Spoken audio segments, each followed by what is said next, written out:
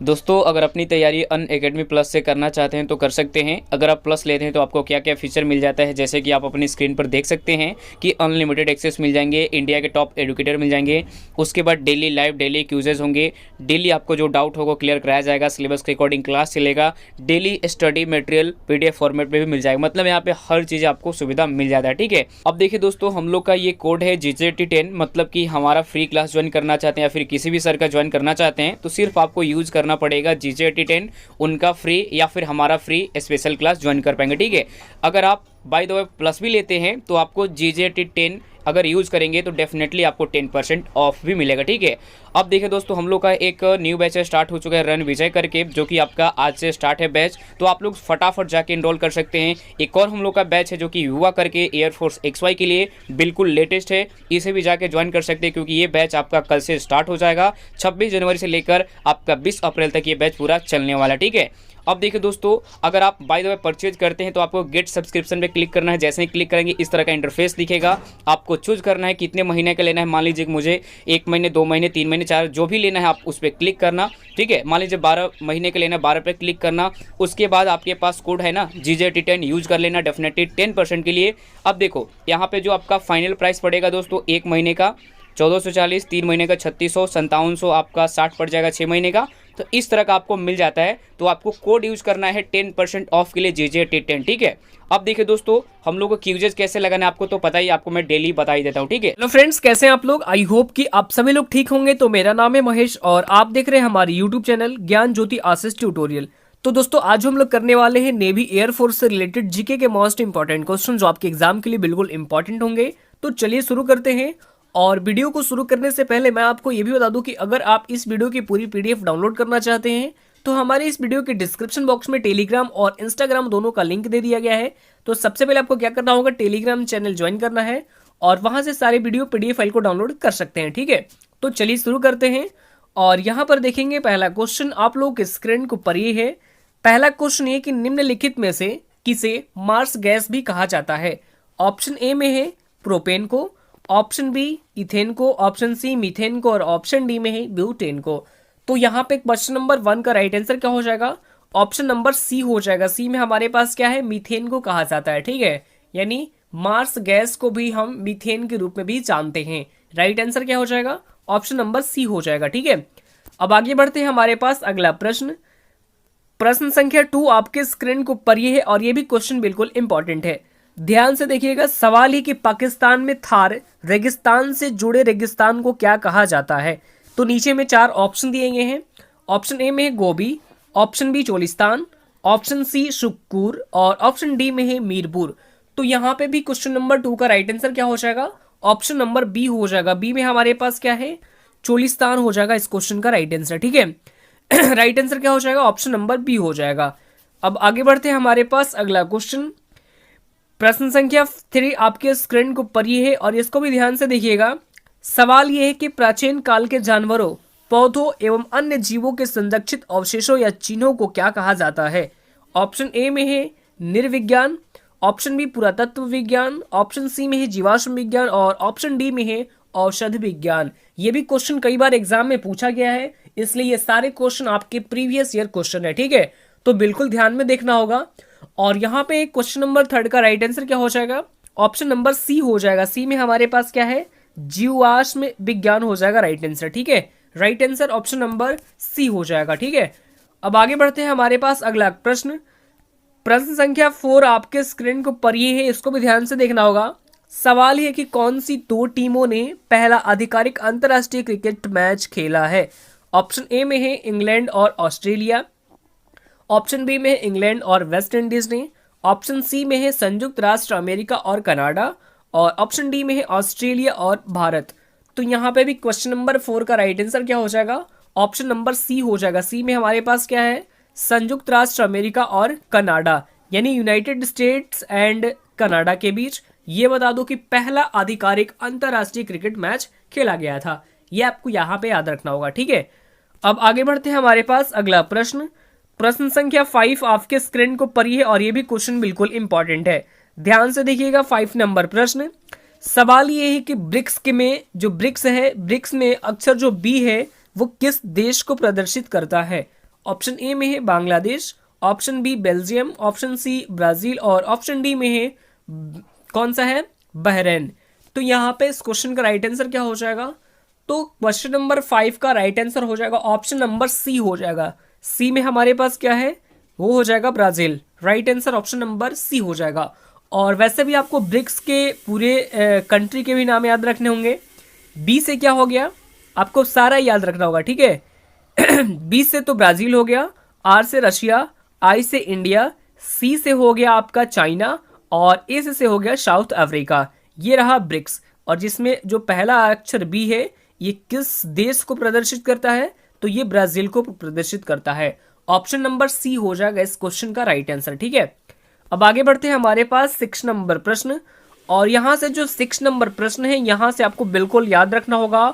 और जितने भी 6 नंबर प्रश्न से आपके एक्स्ट्रा फैक्ट निकल के आएंगे वो भी आपको क्या करना होगा, नोट करते चलने होंगे, ठीक है।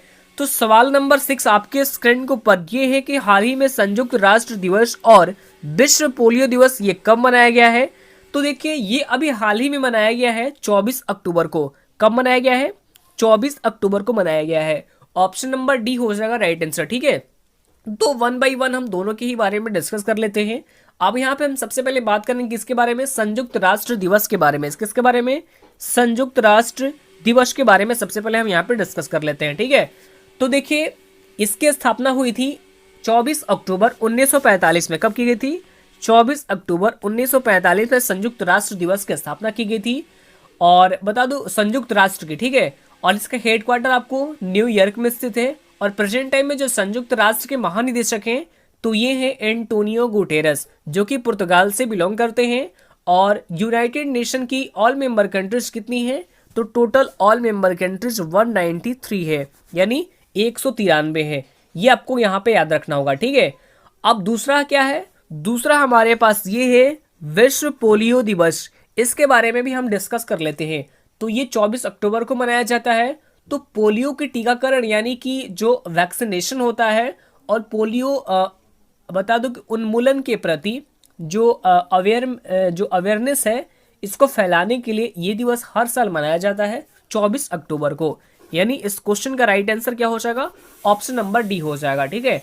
अब यहाँ पे बाकी के ऑप्शन को डिस्कस कर लेते हैं। तो 16 अक्टूबर को कौन सा दिवस मनाया गया है, तो ये मनाया गया वर्ल्ड फूड डे, यानी विश्व खाद्य दिवस। ये 16 अक्टूबर को मनाया गया है।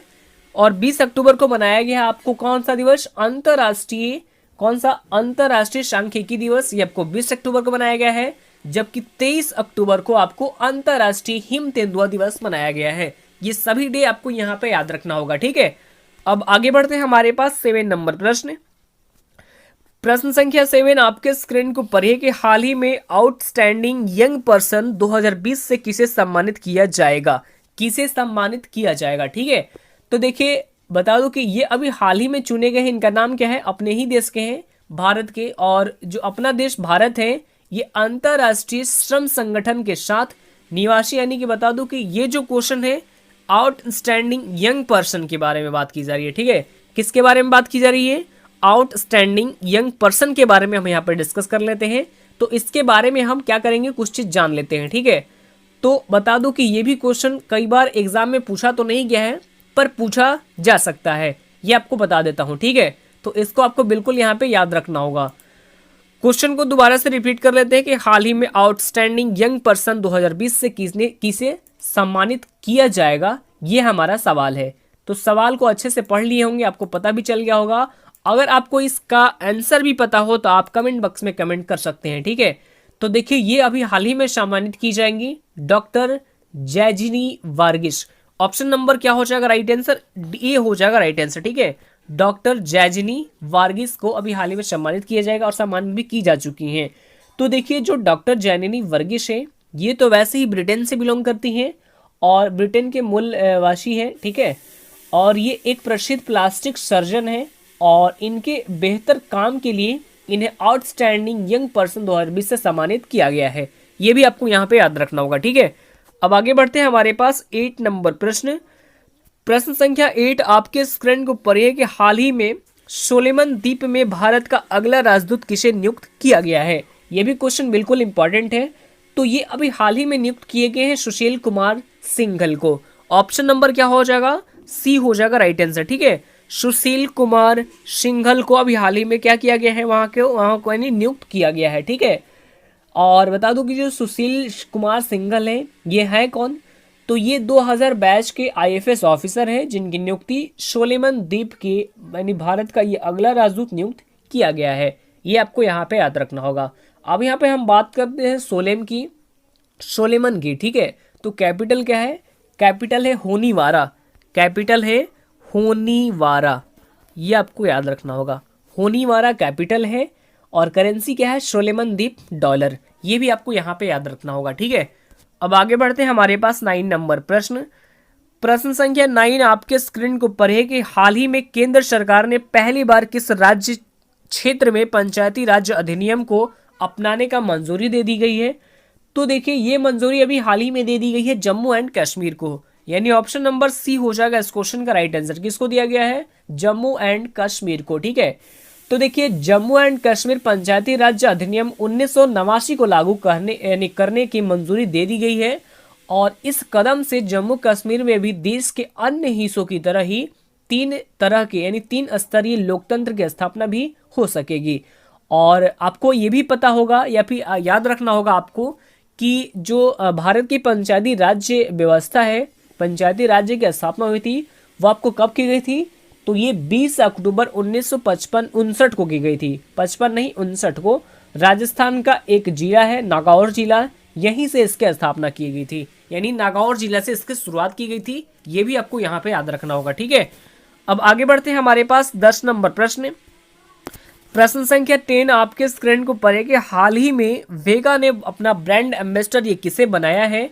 ये भी क्वेश्चन बिल्कुल इंपॉर्टेंट है और ज्यादातर आपके एग्जाम में ब्रांड एम्बेसडर से भी प्रश्न पूछे जाते हैं। ठीक है, तो अभी हाल ही में वेगा ने अपना नया ब्रांड एम्बेसडर भी हाल ही में बना दिया है क्रिकेटर रोहित शर्मा को। किसको, क्रिकेटर रोहित शर्मा को। ऑप्शन नंबर ए हो जाएगा राइट आंसर। ठीक है, और इसके अलावा कुछ समय पहले ही ये ला लीगा के ब्रांड एम्बेसडर भी बनाए गए हैं, ये आपको याद रखना होगा।